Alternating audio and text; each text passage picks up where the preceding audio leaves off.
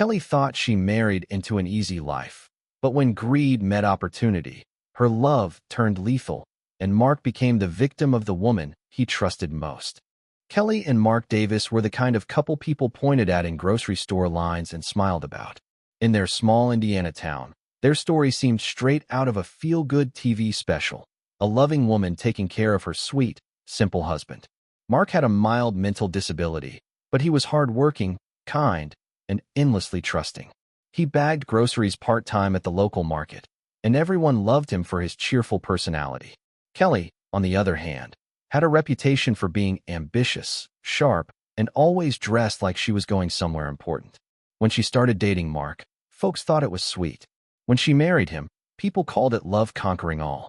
From the outside, their life looked simple and good. They lived in a small but cozy house with a neat garden and a freshly painted porch. Kelly told everyone she loved taking care of Mark, and he always looked at her like she hung the moon. But behind her perfect smile was a mind that never stopped scheming. She knew exactly what she was doing when she chose him. Mark wasn't just kind-hearted. He was also the only child of a recently deceased woman who had left behind a tidy sum in a trust account. Kelly didn't see a husband. She saw opportunity. She made sure Mark relied on her for everything: money, appointments, even what clothes to wear. Friends thought she was being protective, but it was all control. The way she smiled in public and rolled her eyes behind closed doors told a different story.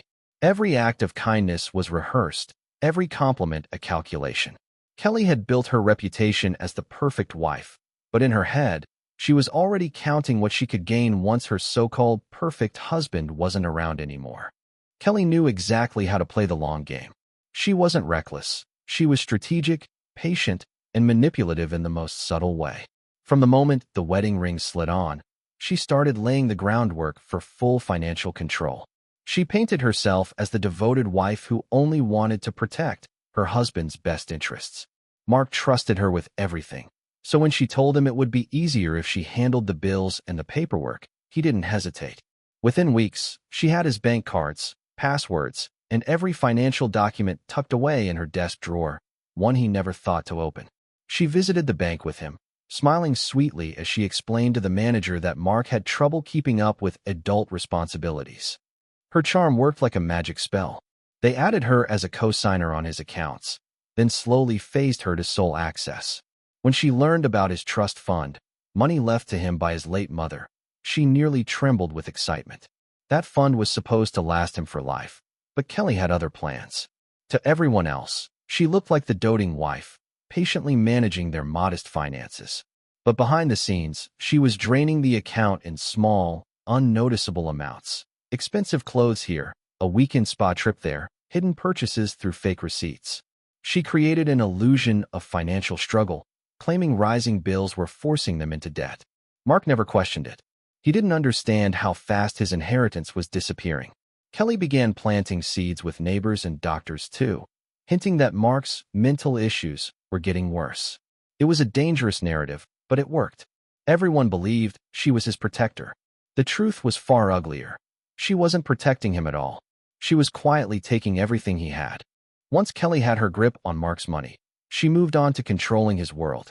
It started small, suggesting he rest instead of seeing friends, insisting he stay home when his co-workers invited him out.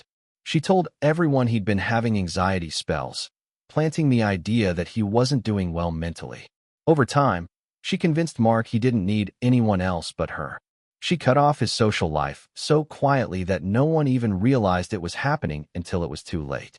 She began intercepting his mail, deleting messages, and making excuses when people called. If a friend asked about him, Kelly would say he wasn't feeling up to visitors. To the neighbors, she painted a picture of a fragile man who needed peace and quiet. Inside their home, she made sure that peace came with silence. Mark wasn't allowed to use the phone without her supervision. When he questioned things, she reminded him of how much she did for him, how nobody else would understand him like she did. The guilt sank deep, and he stopped asking. Then she went after his independence. She told his manager at the grocery store that his health had taken a turn, that he'd been forgetting things, maybe even having episodes. With her calm tone and false concern, she convinced them to let him go. Mark didn't argue. He trusted her judgment. Suddenly, The only world he had left was the one inside that house, and she controlled every corner of it. She made sure he stayed medicated, convincing his doctor to adjust his prescriptions by exaggerating symptoms. The pills made him groggy, compliant, easy to manipulate. By the time anyone noticed he wasn't around much, Mark was already a ghost in his own home, alive, but quietly disappearing under Kelly's control. Kelly's greed didn't stop once she had full control over Mark's finances. She wanted something bigger, something final, a way to cash out completely. That's when she stumbled across an idea while watching late-night TV: life insurance. It was perfect. All she needed was a signature and a story. She told Mark it was for peace of mind, that if anything ever happened to her, he'd be protected. What he didn't realize was that the policy wasn't set up for his protection, it was set up for hers. She visited a local insurance office and charmed the agent instantly. She explained that Mark had some mild cognitive challenges, but insisted he understood what he was signing. The agent barely questioned it. A few shaky signatures later, Kelly held a policy worth $500,000. She left that office with a smile that didn't look like relief, it looked like victory. That night, she sat at the kitchen table with a glass of wine, staring at the papers like they were her golden ticket. But she wasn't patient anymore. The more she thought about it, the more she wanted it fast. She began searching the internet for answers. Ways to stage accidents, medications that could mimic heart failure, poisons that didn't leave traces. Her search history was dark, filled with terms no loving wife would ever type. She started keeping detailed notes in a small journal, pretending it was a medical diary for Mark. In truth, it was her roadmap to murder: dosage lists, timing notes, even food combinations that could hide the taste of pills. Kelly was careful, methodical, and emotionless about it. She wasn't nervous or hesitant. This wasn't about rage or passion. It was about profit. And with the policy now active, she was one step away from making Mark's death look like an accident, and her new life look like success. Kelly moved like a surgeon, precise and cool. She started with microdoses, slipping them into soup bowls and morning toast. Mark shrugged off the sleepy spells, calling them off days while Kelly fussed over him with a warm cup and a practiced concern. Every stumble and slow blink went into her notebook, a medical journal that doubled as an experimental log. Pills that once helped now became tools to make him compliant, groggy, and increasingly forgetful. She synced the schedule with doctor appointments, turning real clinical advice into cover for her changes. Pharmacy visits became routine. Staff learned her voice, learned to trust her story. Kelly mapped which medications softened him without leaving obvious traces, which combinations led to chest pain and short, gasping breaths that could be written off as heart trouble. Laboratory work turned into a trial-and-error game she played alone. Labels disappeared. Bottles were swapped. Doses crept up just enough to bend reality without breaking it. Neighbors muttered about Mark's decline, assuming age or nerves. Kelly performed grief in public: extra hugs, visible worry, tired eyes at community events. Behind closed doors, she cataloged results and planned the next tweak. She forged notes, scheduled fake follow-ups, and made sure any ink trail looped back to plausible care. Meals mutated into rituals of control. Breakfasts, lunches, dinners, all opportunities to mask pills in gravy, to wash down sedatives with juice, to hide intent in daily routine. Mark became smaller around the edges, a softened version of himself who trusted the woman he loved. The mask of caretaking fit Kelly perfectly, and with each passing week, she grew more certain the $500,000 promise would be hers, no matter what it took. She counted days like a thief, patient and cold, waiting to cash the final check. It didn't take long before Mark's body began to fail him. He woke up disoriented, sweating through his sheets, his heart racing at random hours of the night. His balance wobbled, his speech slurred, and sometimes he couldn't remember what day it was. Kelly acted like a hero every time it happened, calming him down, cleaning up after him, calling doctors to check in.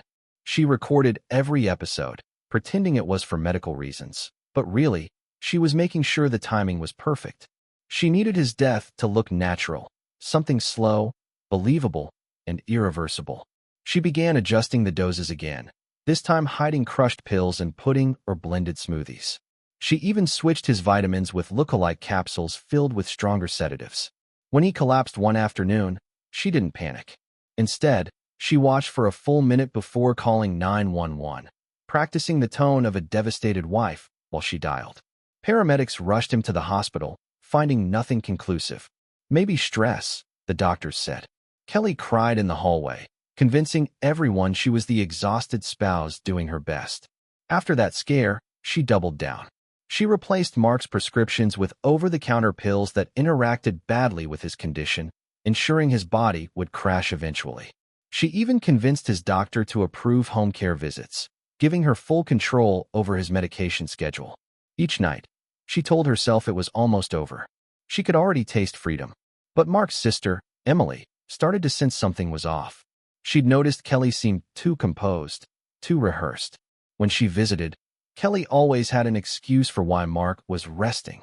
So one day, Emily showed up unannounced. And when she walked in, what she saw didn't look like caregiving. It looked like slow, deliberate destruction hiding behind a smile. Emily stood in the doorway, frozen. Mark sat slumped on the couch, his face pale and his eyes glazed, a glass of murky juice trembling in his hand. Kelly appeared from the kitchen, startled but quick to recover, forcing a smile that didn't reach her eyes. Emily noticed how tightly Kelly's fingers clutched the pill bottle behind her back before she casually slipped it into her apron pocket. Something in Emily's gut screamed that none of this was right. The house smelled like disinfectant, too clean, too staged, like a scene prepped for an audience. Mark barely recognized his own sister, mumbling her name like it was buried somewhere deep in his memory. Emily's heart sank. This wasn't stress or illness. It looked like poisoning. She decided not to confront Kelly right away. Instead, she played along, chatting lightly while her eyes scanned the kitchen counter cluttered with medicine bottles. Labels had been peeled off. Some were refilled with different pills. Emily quietly snapped a few photos when Kelly stepped out to get more towels. That night, Emily went home shaking. She couldn't sleep, replaying every detail. The way Kelly hovered over Mark, the way she spoke for him, the eerie calm in her voice. The next morning, Emily contacted a family lawyer and explained everything. Together, they arranged for a private investigator to look into Kelly's finances and behavior. Within days, the results were disturbing: large withdrawals, luxury purchases under fake names, and a recently opened life insurance policy naming Kelly as the sole beneficiary. Emily knew she had to act fast. She called Mark's doctor and demanded an independent toxicology test. But before she could get him away from Kelly, things escalated. One morning, Kelly claimed Mark had collapsed in his sleep.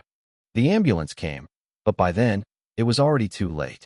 Mark's sudden death was ruled a cardiac arrest within hours.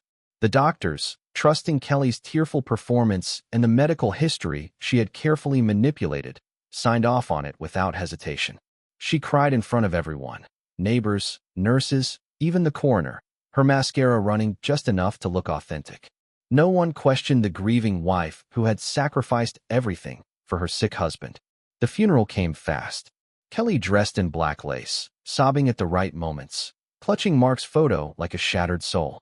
But beneath that sorrow, her mind buzzed with numbers: the insurance payout, the bank accounts, the clean slate she'd built for herself. Within a week, the check cleared. $500,000. Kelly deposited it with trembling hands, a smile flickering in the corners of her lips as the teller looked on, oblivious. She moved into a new condo, bought herself designer clothes, and disappeared from her old neighborhood. Everyone said she deserved a new start after all she'd been through. But Emily wasn't fooled. Something about the timeline didn't sit right: the speed of the death, the lack of an autopsy, the fake concern Kelly showed. Emily requested Mark's medical records, digging through every line until she found irregularities: medication dosages that didn't match prescriptions, doctor notes that seemed altered, pharmacy refills that shouldn't have existed. She took everything to the police, but they brushed her off, saying the case was closed. That's when Emily hired a forensic specialist on her own. The results hit hard. Mark's toxicology revealed traces of compounds that shouldn't have been in his system. Kelly thought she had pulled off the perfect crime, that her performance had everyone fooled. But Emily was relentless. And just as Kelly started to believe her nightmare was over, she heard a knock on her door that would change everything. The knock came early in the morning, sharp and deliberate. echoing through Kelly's sleek new condo. She opened the door expecting a delivery, but instead found two detectives standing there, badges glinting under the hallway light. Her stomach dropped, though she quickly forced a polite smile, acting confused and cooperative. They asked if she could answer a few questions about her late husband's death. Kelly nodded, pretending to be heartbroken all over again. The detectives were calm but observant, scanning every corner of her spotless apartment. They mentioned that new evidence had surfaced in Mark's case, an anonymous tip about possible foul play. Kelly played her part perfectly, clutching her robe and feigning disbelief. She invited them in, made coffee, and answered each question carefully, never revealing a flicker of panic. But inside, her thoughts were racing. Someone had betrayed her. Someone new. After they left, she tore through her drawers, shredding papers, burning notes from her medical journal, and deleting old browser histories. But it was too late. The detectives already had copies of everything. Emily had handed over the photos, financial records, and the toxicology report to the district attorney. A quiet investigation had been running for weeks, and Kelly was at the center of it. 2 days later, she was called in to clarify a few inconsistencies. She walked into the station wearing her most expensive coat, thinking she could outtalk them. But the moment she sat down, they slid a folder across the table. Inside were photos of the fake pill bottles, screenshots of her online searches, and her forged signatures on the insurance forms. Kelly froze. Her practiced composure cracked for the first time. When they told her she wasn't free to leave, the chill of reality finally hit her. Her perfect plan was unraveling fast. The interrogation room felt colder than it should have. Kelly sat with her arms crossed, her confidence slipping with every passing minute. The detectives weren't yelling, weren't pushing. They didn't have to. They simply laid out the facts piece by piece, like a slow, methodical trap. Financial records showing the withdrawals. Pharmacy logs that didn't match doctor orders. The altered life insurance paperwork. And finally, the toxicology report that proved Mark's system contained lethal levels of sedatives and heart medication. Each new page on the table chipped away at her composure. She tried to act outraged, spinning stories about how Mark must have mixed up his pills or how stress made him careless. But the detectives weren't buying it. They had already interviewed the pharmacist, who confirmed that Kelly picked up prescriptions under different names. They had the bank manager's testimony. They even had a handwriting expert verifying her forged signatures. Every lie she offered only dug the hole deeper. When they mentioned Emily, Kelly's jaw tightened. They told her that Emily had handed over everything. The photos, the journal entries, even the medical notes she'd tried to pass off as care records. Kelly realized she wasn't just under suspicion anymore. She was being built up as a murderer with hard evidence. Her mask finally slipped. The tears came, but they weren't out of guilt. They were out of fear. She begged to speak to a lawyer, but by then, the detectives had enough to move forward. Within hours, Kelly was charged with first-degree murder and insurance fraud. As she was let out in handcuffs, flashing cameras met her outside the station. The same woman who'd once fooled an entire town with her charm now had her face plastered across every screen. The performance was over, and this time, there was no applause. Kelly's arrest hit the small town like a lightning strike. Everyone who once praised her as the devoted wife was now glued to their screens, replaying the news footage in disbelief. Her neighbors couldn't reconcile the image of the sweet woman who brought casseroles to block parties with the cold-blooded manipulator accused of killing her own husband. Reporters camped outside the courthouse, digging into every detail. Her spending sprees, her fake doctor calls, her online searches. The media painted her as a femme fatale, the kind who used love as a weapon and money as her motive. Meanwhile, Emily sat in her car across from the courthouse, watching the circus unfold. She felt no satisfaction, just a hollow ache. Justice was what she wanted, but seeing her brother's name on every headline tore her apart. Still, she stayed strong, knowing that exposing Kelly was the only way to give Mark peace. Inside the holding cell, Kelly tried to maintain her old composure. She requested private quarters, tried charming the guards, even complained about the food, like her old tactics might still work. But nobody cared anymore. She was just another inmate waiting for trial. Her lawyer warned her that the evidence was stacked too high, that even a plea deal might not save her. Still, Kelly refused to admit guilt. She convinced herself she'd find a way out, that the jury could still be manipulated. She told herself that Emily had set her up, that she was the real victim. But deep down, she knew the truth. Her greed had finally cornered her. The mask she'd worn for years was gone, replaced by the raw fear of a woman who had lost control. The same cold precision that once kept her powerful now left her completely alone, trapped in her own web. The trial began 6 months later, and it quickly became the most talked-about case in the state. Every seat in the courtroom was filled. Reporters, curious locals, even strangers who wanted to see the woman accused of turning marriage into murder. Kelly walked in wearing a pale suit and a carefully composed expression, still trying to look like the grieving widow she once pretended to be. Cameras flashed as she sat beside her attorney, who whispered reminders to keep calm. But her eyes darted around, scanning for sympathy, for any hint that someone still believed her act. The prosecution wasted no time tearing that illusion apart. They laid out the timeline with surgical precision. The financial manipulation, the forged signatures, the deliberate isolation of Mark, the toxicology results. They read her search history aloud, phrases like painless poisons and how to fake a heart attack. The courtroom gasped. Emily sat quietly in the front row, her hands clasped together, tears sliding down as she listened to every word. Kelly's defense tried to shift blame, arguing that Mark's death was accidental, that his mental condition made him unpredictable. But the evidence was merciless. Expert witnesses explained how each medication interacted, proving the doses were intentional, not mistaken. The insurance company testified about her false claims and fast-tracked payout. Every lie she'd ever told came back to life under the fluorescent courtroom lights. By the second week, Kelly's composure was cracking. She stopped making eye contact, stopped trying to cry. When Emily took the stand, her calm, honest testimony silenced the room. She spoke about love, not vengeance, about how her brother had trusted the wrong person. The jury watched Kelly closely, and for the first time, she couldn't fake innocence. The empire she'd built on deceit was burning right in front of her. The final day of the trial felt like slow motion. The courtroom was silent as the jury filed back in, faces unreadable. Kelly sat perfectly still, hands clasped, her knuckles white.